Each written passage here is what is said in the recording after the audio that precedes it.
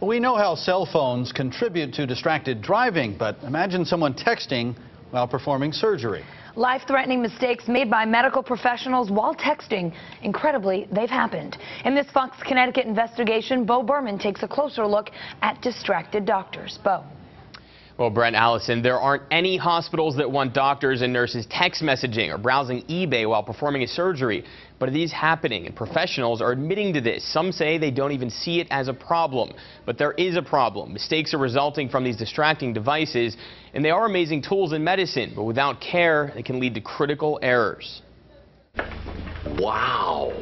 I just discovered text messaging. You see it on TV, doctors using cell phones in the hospital. Grey's Anatomy shows tweeting in the ER. We're just following it on Twitter.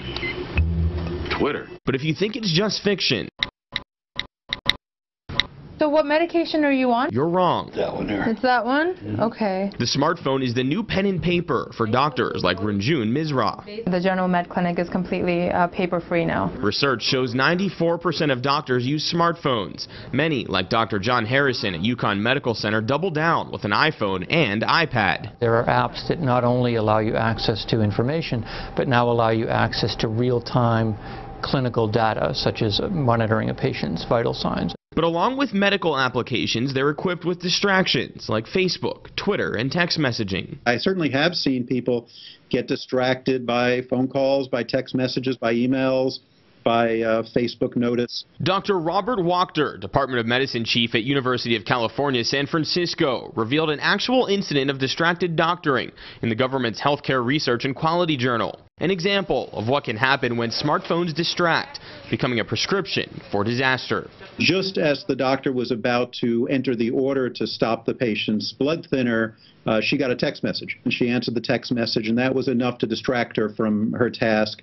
She had completely forgotten about the need to discontinue the patient's blood thinner. And he ultimately bled into the sac that surrounds his heart because his blood was so overly thin, which can be a devastating complication. The patient then needed open heart surgery to survive.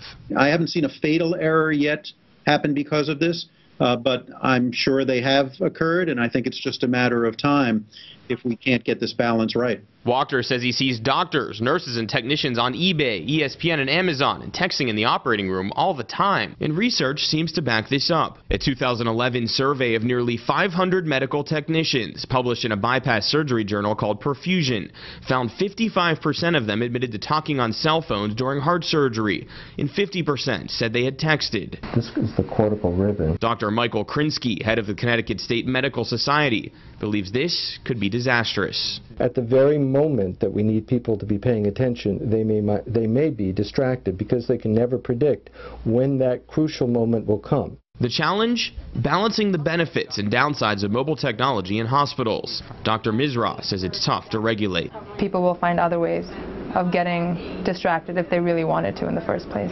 Proponents of mobile technology like Dr. Harrison caution that, like medications, devices must be used in the right doses at specific times, or else they might harm the patient.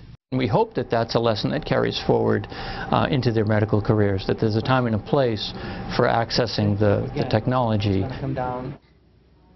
Now, in the survey of the cardiopulmonary bypass technicians who admitted to using their cell phones during procedures, there's also a breakdown of what they were doing. 21% said they were checking their email, 15% admitted to surfing the internet, and 3% said they were posting to social networking sites, all while an operation was going on. And again, many said they didn't see anything wrong with this. So how do hospitals deal with this? How do they address the problem? One approach is new security protections for mobile devices that enable work-related and personal functions to be isolated from each other. Another strategy is to limit mobile devices in hospitals to those that are provided by the employer and do not have personal functions like Facebook or Twitter. For now, reporting live in the studio, Bo Berman, Fox Connecticut.